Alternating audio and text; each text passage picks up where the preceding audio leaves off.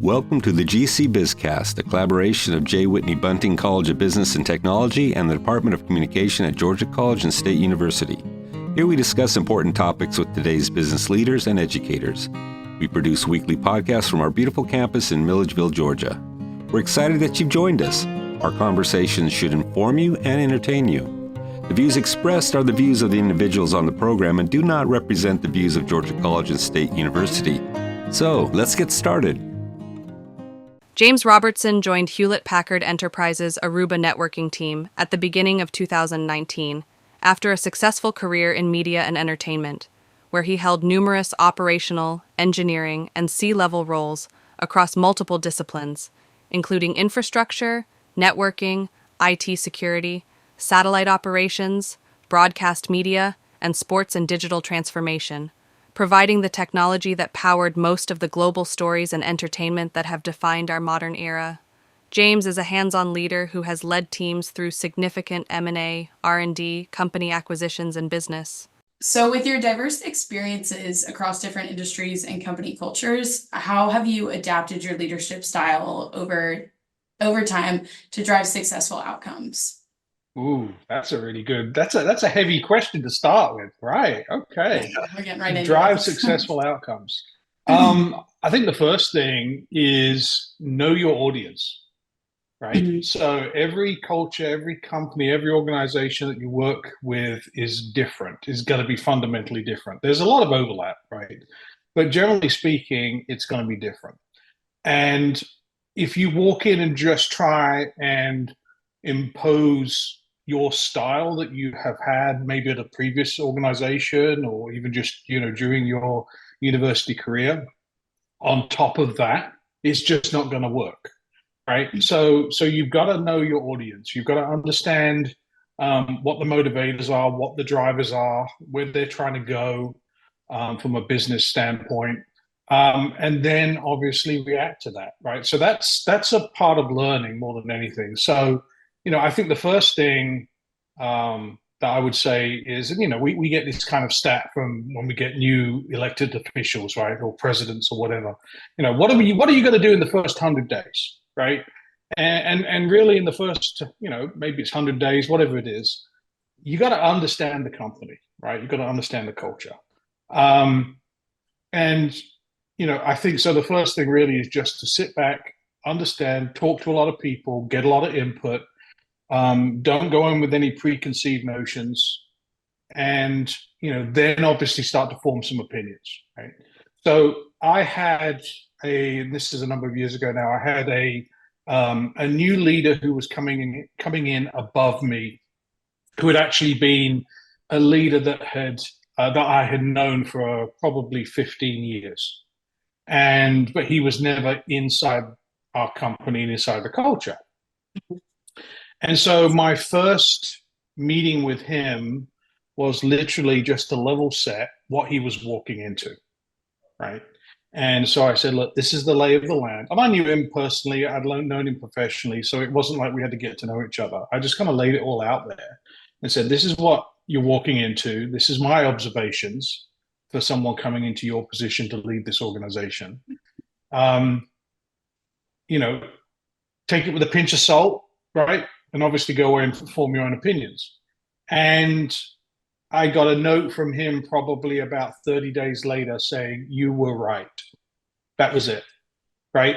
So, he took what I had said, that my observations were of the organization, and then literally did his own analysis and came to the same conclusion. So anyway, so that's probably the long way around saying, again, know your audience, know what you're walking into, don't go in with any preconceived notions, and then from that, react to what you're seeing.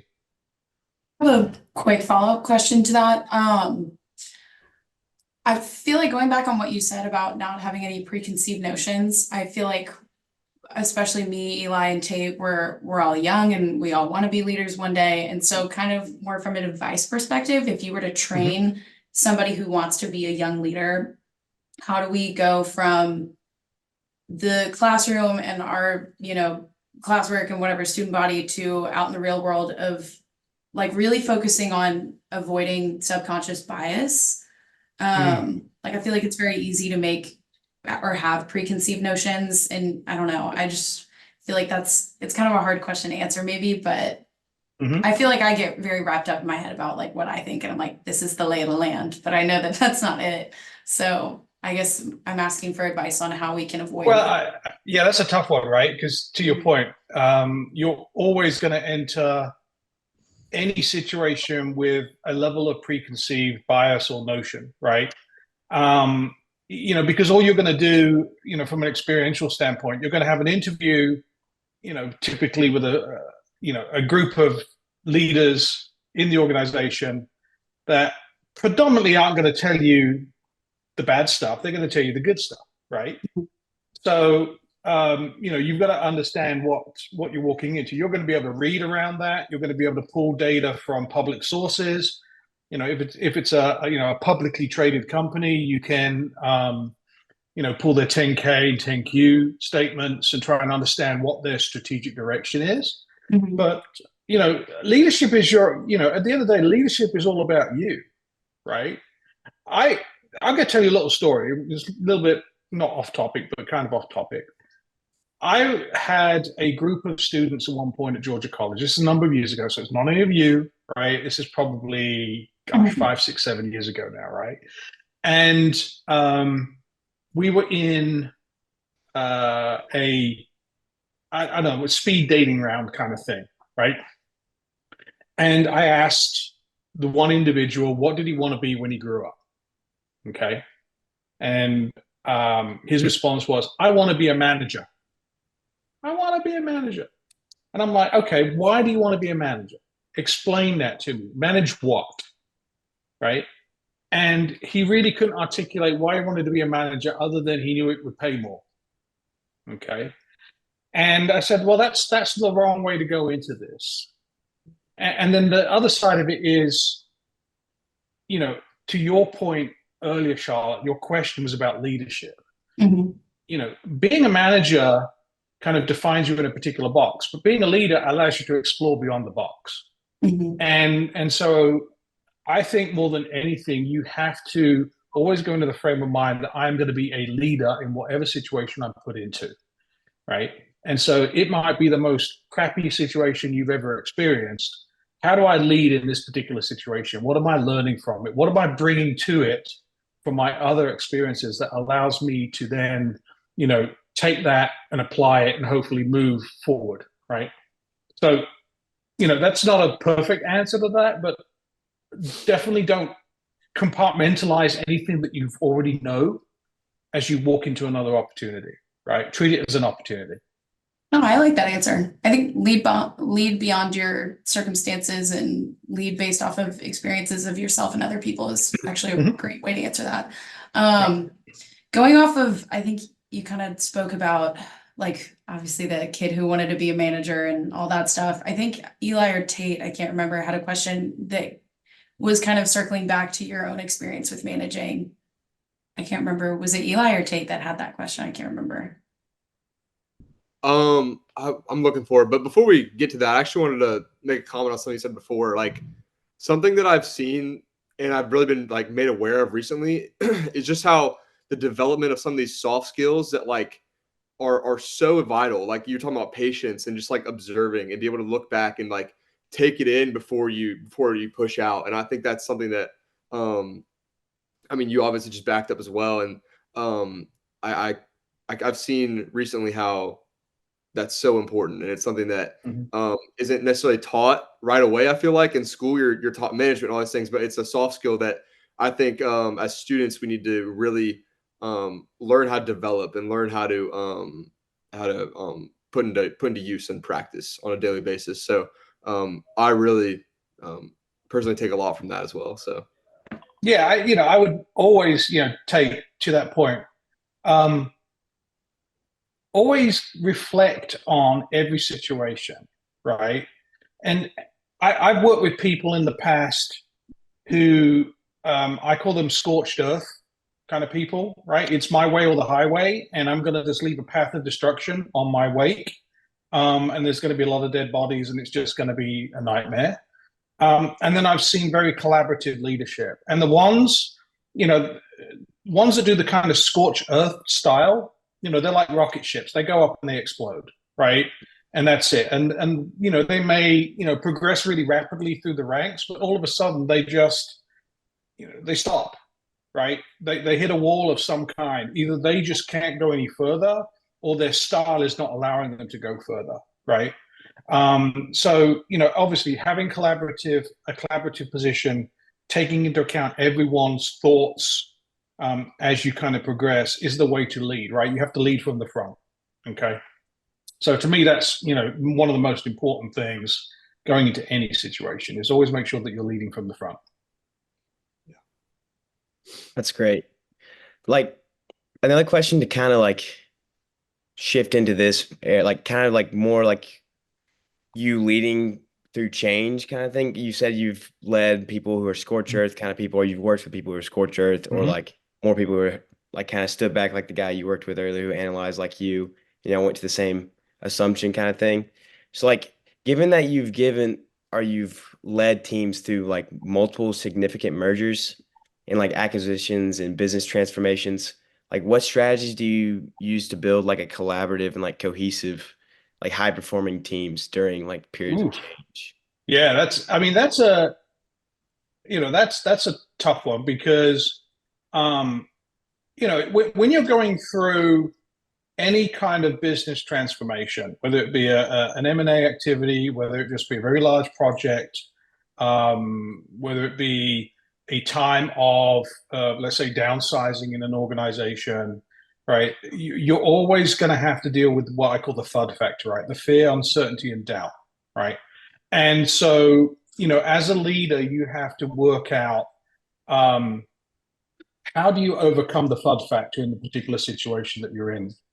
And how do you meet that particular employee or group of employees where they need to be met at that particular point in time, right? So how do you create the right words of encouragement, the words of motivation, whatever it might be, or incentivize them, right? If you're in an M&A activity, a lot of people obviously get scared for their career, right, and their jobs. What does this mean to my job? Where am I on the pecking order when the chips start to fall down?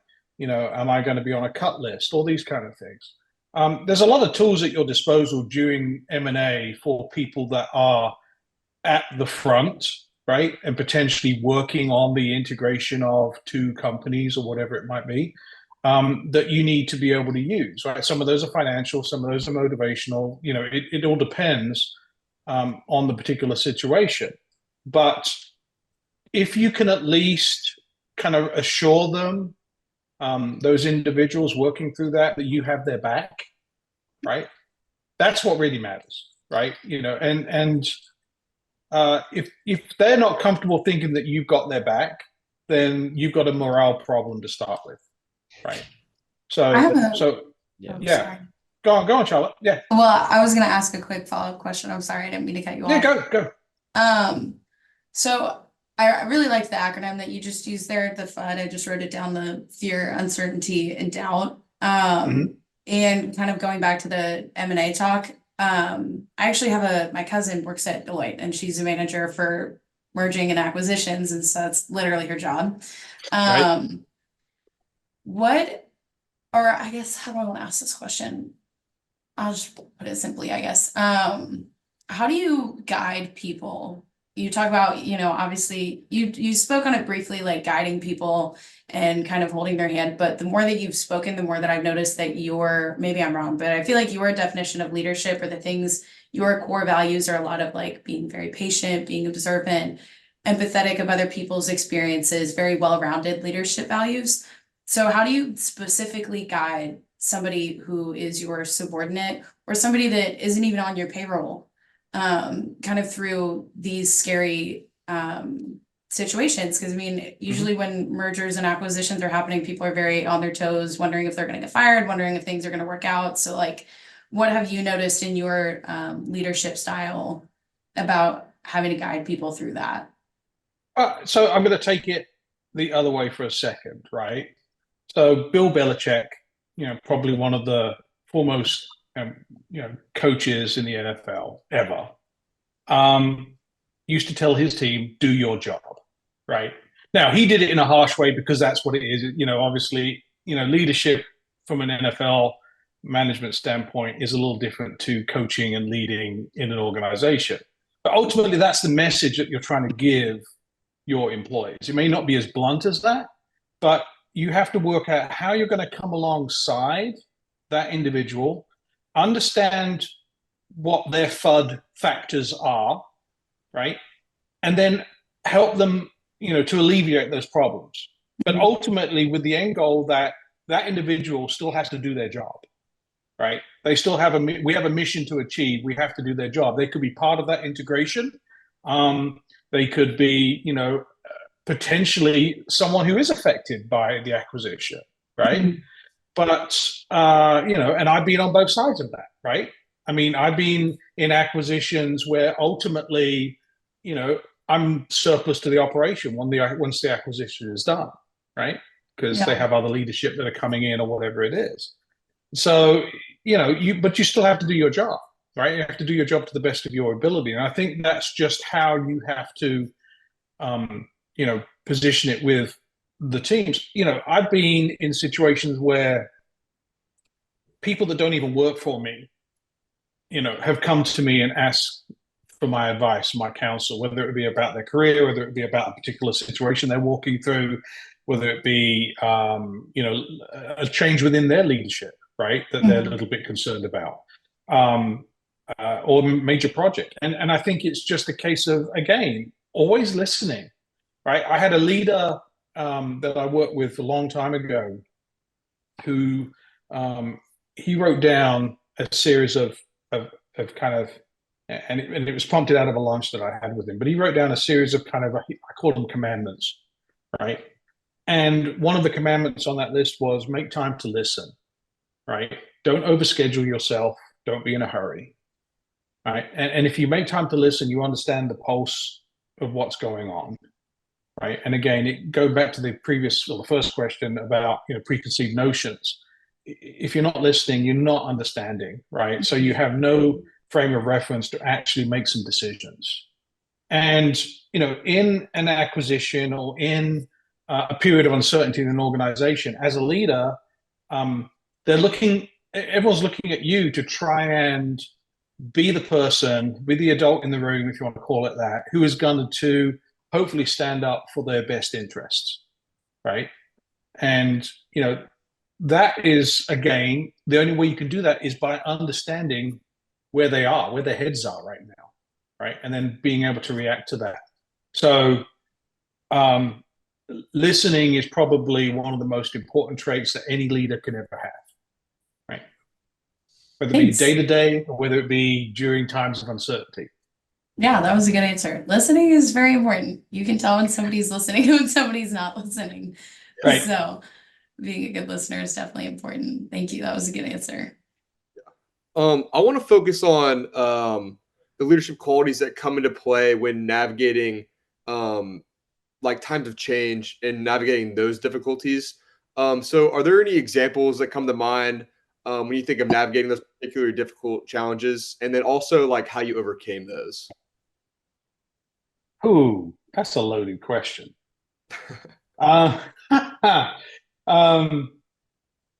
Gosh, I'm not even sure how to start answering that one, to be honest. Right? that's an interesting one. How do we overcome challenges during a period of unrest? Right, that's kind of really what it boils down to. And I think more than anything, what you've got to really kind of consider, and I keep pushing it back to this, right? You've got to consider the other people.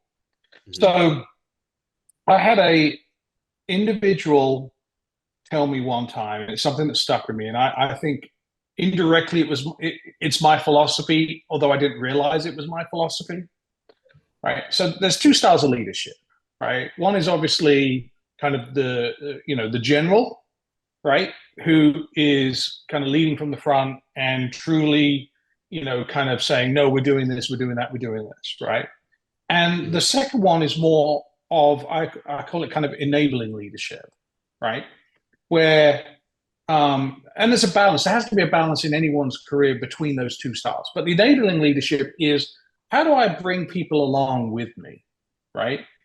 And I had an individual who's now retired. He was a really strong leader in a large multinational company. And he and I, when he was retiring, we had a conversation. And he said, after everything that I've gone through in my career, what I really feel is the heart of what I have done is to be significant in other people's lives and their achievements. So he viewed success, let's call it success, right? From a leadership standpoint, as being significant in other people's success. And so, if he felt that being successful enabled that individual to fulfill a dream or fulfill a goal or promote or get a promotion or whatever it might be, indirectly, that was his success, right? But the idea being that the accolade should be poured down on him was completely against his nature, right? It's absolutely, look at my team, look at what they're achieving, right? And because I'm able to enable them to do their best, whatever it is, right? I see the benefits of that, right? As a leader, indirectly. And so I think that's the right philosophy to have, right? As a leader. Because ultimately, what you need to do as a leader is enable that next generation to step into your shoes. And if you continue to, bark orders at them and lead them, completely, eventually you're going to leave or retire or whatever it might be, or move on from that role, and they're not going to have that defined leader, right? You've got to allow them to grow. Right, so most of leadership really is mentorship. It's trying to bring that next generation along so that there is a succession plan, and that that when you step away, that it's in good hands. Okay, and so to me, that's really fundamentally what it's about, right? It's really leadership is truly or success in leadership truly is from basically allowing others to be successful and you to be significant in their journeys. And that's really what it boils down to.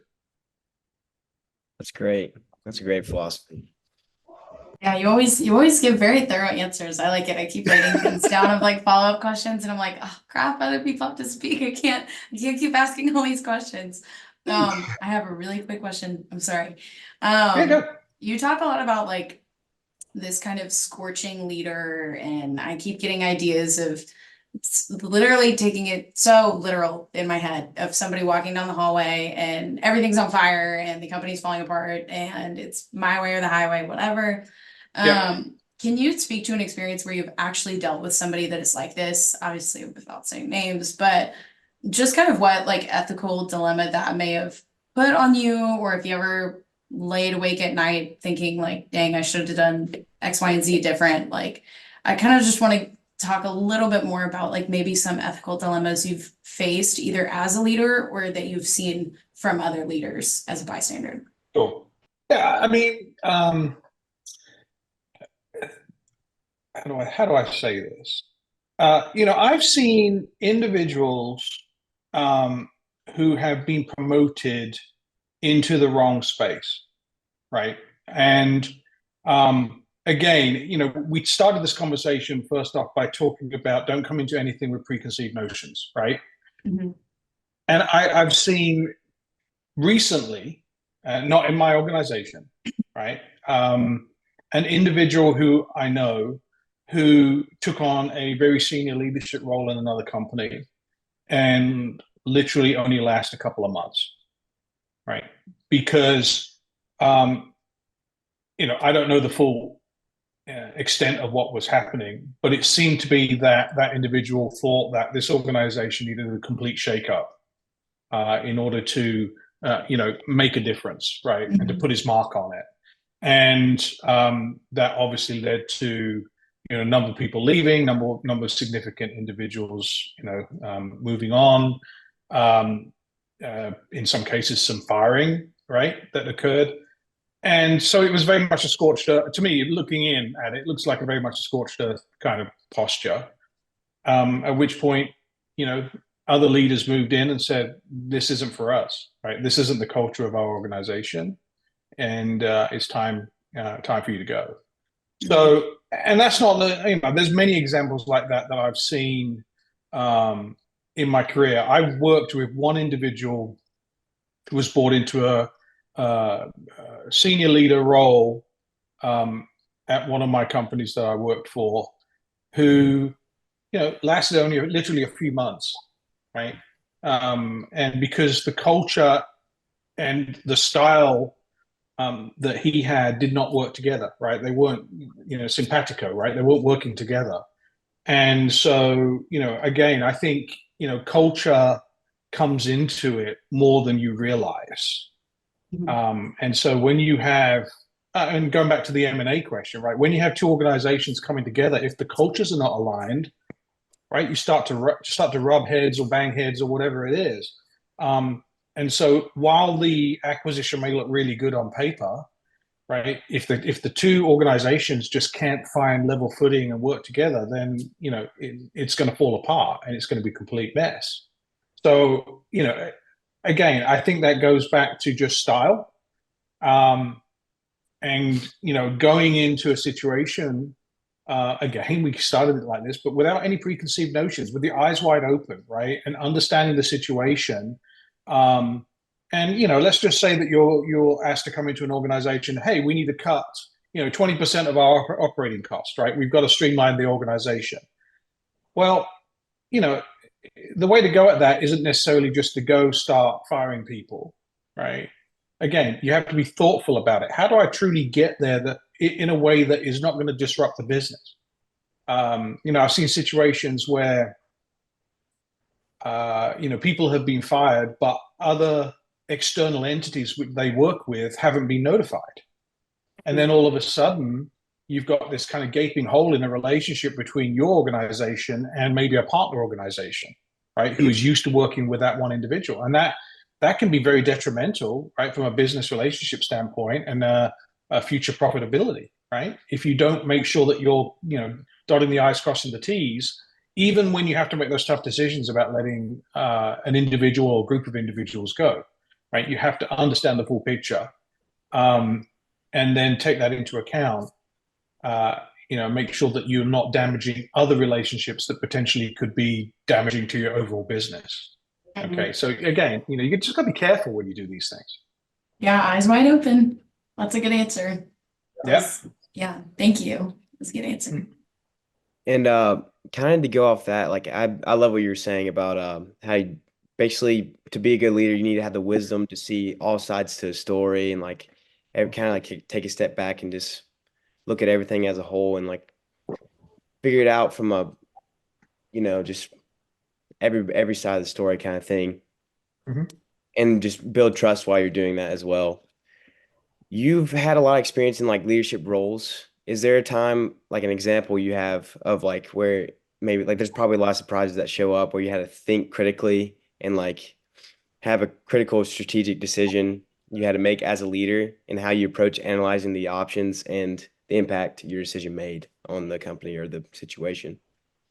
Yeah, so I think at some point in your career, and I've had a number of these over my career, you have what I call the Apollo 13 moment, right?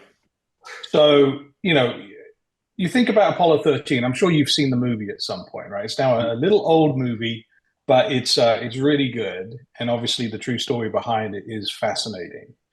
But the idea that you get yourselves into a situation where you have to think on your feet very strategically, in a very short period of time and make some very large judgment calls or decisions, that potentially in that case, right, could be life or death. Now, hopefully we don't have to deal with those, but there are situations where you literally get thrown into an event that's happening inside your organization where you're looking around at the other team members. Okay, what are you bringing to the table? What do we have at our disposal? And you're literally trying to war room this thing on the fly in order to make the most adequate decision. It's probably not the correct decision. It's probably not the right decision, but it's the adequate decision because it's what the information that you have at your disposal, right? In order to get over that situation. So, it's not always, I've worked with people in the past who are incredibly analytical, right? To the point where they will not move until they have absolutely everything worked out, right? And so I call it analysis paralysis, right? You basically are stuck in the same spot because you will not make a decision until you are absolutely confident your decision is 100% right. And, realistically, we're never going to have 100% of the answers. So you, again, have to take what your knowledge is that you've accumulated through life and through experiences and through work, right? Couple it with all of the information that's coming at you from other individuals who are working alongside you to try and solve this problem, and make the best decision you can, right? And hopefully go forward from there. Now, you may have to adjust the trajectory a little bit here and there, right? Nudge it left, nudge it right, whatever. But get on a course, start moving forward. Don't get into a situation where you've got analysis paralysis, right? Because that's not doing anyone any good.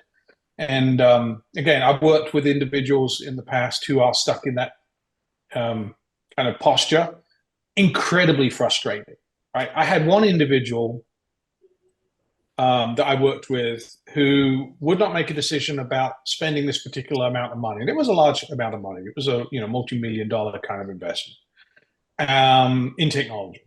It would not make that decision. And then another situation occurred, and he looked at me and he goes, well, I was right. We didn't need to make that decision, right? Well, yes and no. But in the moment, right, we should have made a decision, and we didn't make any decision. So really what happened is the decision was made for us, and the organization pivoted in a different direction, right? Mm-hmm. Because we weren't necessarily being a partner who was bringing the right tools to the table to solve the problem that they were trying to do. So basically they said, well, let's go in this direction instead. Okay. So that's, that's kind of one of them weird ones, right? Where you kind of have to, it can be very frustrating if you've got a leader like that. You really, have to kind of go, you can bang your head a little bit on the wall and, get annoyed with that. Like a little follow-up question about those critical moments. Like, how important would you say knowing the strengths of your team members and like knowing how to delegate is in those moments? Yeah. I'm fortunate that I would say every organization that I've worked for and with, there has been a core group of people that I would call a band of brothers, right, or sisters, or but a group of people who truly you could lean on in any situation, and they had your back, right? They were looking out within their scope of influence, within their particular technology or business scope or acumen. They were looking at the situation from their point of view, and they were feeding you accurate information, right? And then it really becomes, kind of like a mission control to some extent, right? I've become the flight commander, and I have all of these other people looking at telemetry, looking at fuel, looking at life support systems, or looking at all of the telemetry that's at their disposal within their scope of influence, and telling me if we're good to go, right? Or giving me feedback on what's going on. And, I think that's how you should always lead. The thing I think you should always be aware of is, as a leader, you should not be the smartest person in the room. Okay? That's a really weird thing to say, but you shouldn't be the smartest person in the room. You should have people working for you who know their particular expertise inside and out. Okay. And they are there to advise you. And ultimately, you're there to make that final call. Right. But, if you don't have those right people in the room, you end up making those calls. And if you don't have all of the information, you're going to make the wrong call. Right. Or the expertise, you're going to make the wrong call.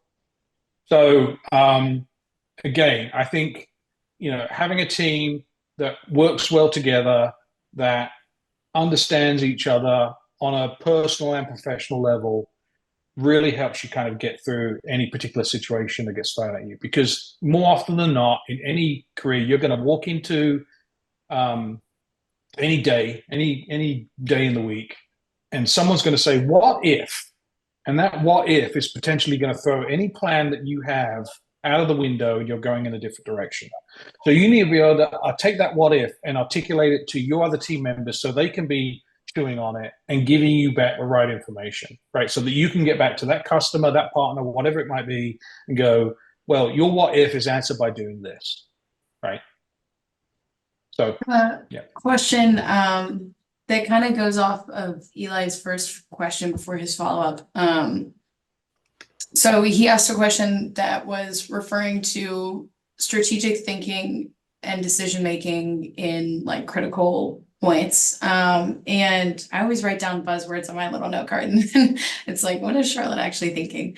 But I do want to go back to what you said about decision paralysis. And then I wanted to tie that back into technology actually, because there's so much technology, it's like overwhelming, even for people like us who were literally born basically with iPhones in their hands. But I kind of just wanted to ask you, are there any internet trends or any technological trends that you think will actually shape the way that leadership looks for future leaders? Wow. Okay. Well, I would be amiss if I didn't say AI, right? So if you think about AI as an all-consuming kind of knowledge base, right? Mhm. It's a data lake of understanding, of telemetry, of data, of whatever situational awareness that is potentially a non-human part of your team, right? It's going to have knowledge and understanding that possibly supersedes what your human team members do have, right? It's going to have more of a wider swath of understanding of data of the situation than a human could ever have. So I think as you all leave university and start your career, you're going to find over this next 5 to 10 years, AI truly impacting your work life, right? In all kinds of different ways that we haven't even started to predict yet or try to unwrap. Mhm. But it is going to be part of that decision process, right? It is going to be another tool from a leadership standpoint that's going to allow you to better understand a situation and hopefully articulate and get to the right answer.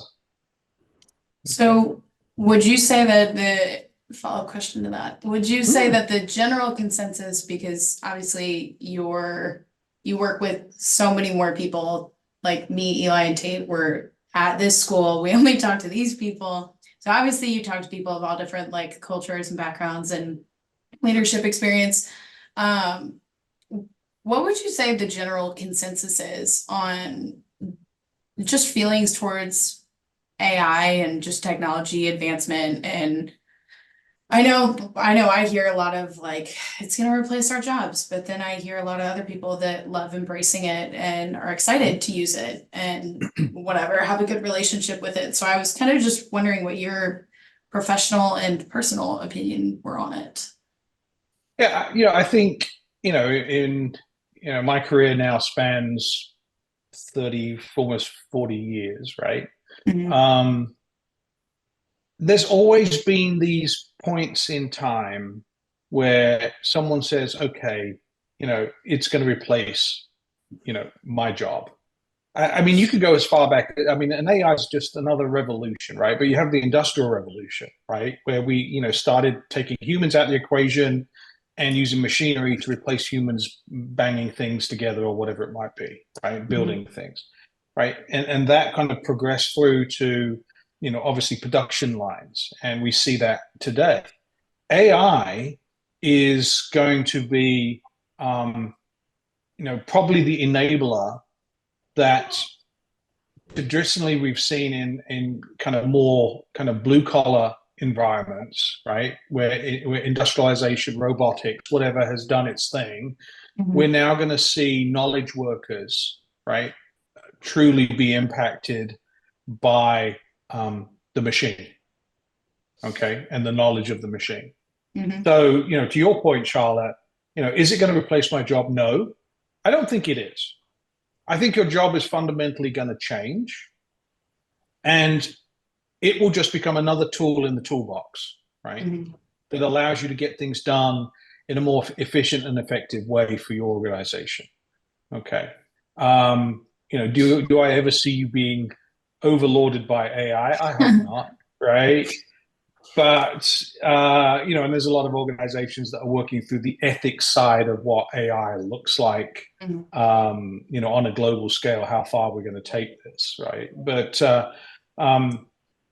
generally speaking, it should be another tool that allows you to become more efficient and effective in doing what you're doing, right? And to me, that's where the benefit is going to be. It's not going to be, how do we just flat out replace humans? It's going to be, how do I take humans out of the equation until a human really needs to make that final decision, right? And get some of the mundane activities off of a particular job and turn that into repeatable robotic kind of processes that the AI and its understanding can just kind of churn through, right? That's really the benefits of it. And then, to me, you think about, we talked about analysis paralysis, right? One thing that AI is going to do, because it has access to whatever you feed it, right, from a data lake, from a telemetry, right, the learnings that it's going to have, it's going to be able to at least give you an informed opinion much more quickly than even a bank of humans sitting in a room, sifting through paper is ever going to do, right? Yeah. And that can only help agility and flexibility of an organization, right? To get to that right point, to make that decision quicker, potentially make that product decision that brings it to market quicker, whatever it might be, right? And that, I think, is where the benefit is really going to be of this AI revolution that we're going to see over the next, coming years, few years. Thanks. Another good answer. I like that. Positive consensus. I've got a kind of separate question. So I know for me as a student, when I first got to college, one of the things that I struggled with personally was figuring out the new like work-life balance type thing. So I wanted your perspective as a leader when it comes to, managing that balance and figuring out where the line is. I just want to know your thoughts as a leader, like I said, where some tips that maybe we could use on maintaining that as we go to the workforce and as we continue in our careers. Yeah. So I think you have to find a healthy balance, right? You can be a workaholic and, may potentially drive yourself into an early grave. You can just do your job, right? And I'm putting my 40 hours in and that's all I'm going to do, right? And that's it. Or you can embrace what the role gives you and work with it, not against it, right? Or work to it. So if you can work with the role and find the right balance, that's the most important thing. I spend a lot of time traveling. I spend literally days and days a year in airplanes, right? Moving around the globe. And, so I've seen some people that I've worked with going, oh, well, I flew for 10 hours. So that means I've done my day, right? No. You only get out of a role what you put into it. So, but you've got to find that right balance. I've seen individuals I work with who have been just workaholic ridiculous. And I've gone, dude, you got to slow down, right? You're going to burn out. Or it's going to affect his, home life. It's going to affect relationships, whatever it might be, or indirectly make that individual very frustrating to work with because they're already stressed out so much that you can't even think about giving them another task. So I think you've got to find the right balance, right? So just for me, right, when I get off of this call with you, I'm going for a run, right? And I'll go spend half an hour or so running, and then I'll come back and I'll do some more work, right? So, you got to just find that right balance that gets you to be the most productive, but also be the happiest that you can be in the role that you've been given, right? You may not like it. Sometimes it's going to be crappy, and you need to find that thing that is going to clear your head. Okay, for me, it's putting an AirPods in and running down the street. Okay, and that allows me to clear my head. And so, if you look at that and do it that way, I think that's the right approach. I have days where my day starts at 4 a.m. in the morning, and I'll be lucky if I'm done by 9 or 10 o'clock at night. Okay, because I'm working across multiple time zones across the globe, and I have meetings maybe late in the day in Asia, move through Europe, move through US, and then potentially another meeting with someone in Australia right the next day when they're getting up and I'm done for the day. That's just part of it. So you just got to find the right balance that allows you to be present and get those meetings accomplished, get that work done, be your best in that 30 minutes or 60-minute slot that you're working with that individual, but then also give yourself some me time to kind of clear your head, right? Great. Did you want to say something, Eli? I didn't want to talk over you. I guess we got time for one more question. Okay. Well then, so like in the past, you've contributed time as a faculty member and like a student mentor here at GCSU. And like right now you're doing a podcast for us and teaching us about leadership and all this kind of things. You just like giving back to the younger generation. So like what would you say, like why is mentoring the next generation of leaders so important to you? And like what advice do you offer to the younger generation? So I think you nailed it on the head. You get to a point in your career where to some extent you've achieved what you wanted to achieve, right?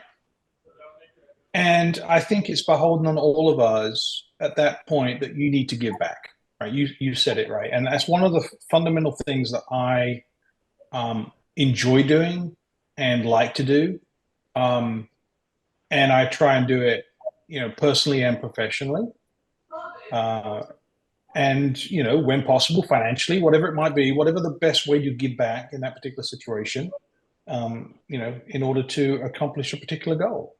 So, me giving back, it's talking to, fantastic students like yourselves, right? It's, teaching a class sometimes. It's one-on-one mentorship. It's serving on a board. It's, or even just counseling somebody, right? Coming alongside somebody when they're walking through something tough, and that FUD again, right? And working with them. To me, that's the most rewarding part of anyone's kind of career, is to be able to give back. It goes back to that idea of being significant, right? As we started that in the beginning here in the conversation. Being significant in other people's lives and their outcomes is much more important to me, right, than kind of being successful, right?